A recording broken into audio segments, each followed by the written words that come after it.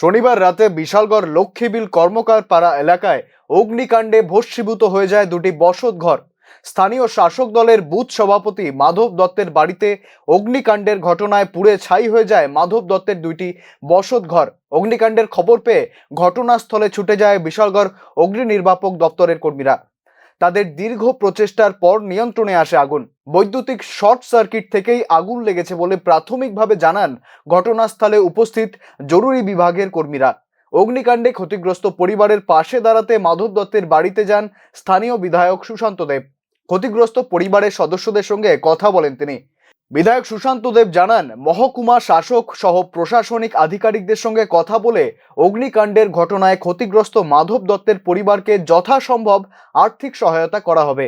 জনবহুল গৃহস্থ পল্লীতে রাত্রিবেলা অগ্নিকাণ্ডের ঘটনায় স্থানীয় মানুষের মধ্যে ব্যাপক উদ্বেগ ছড়িয়ে পড়ে।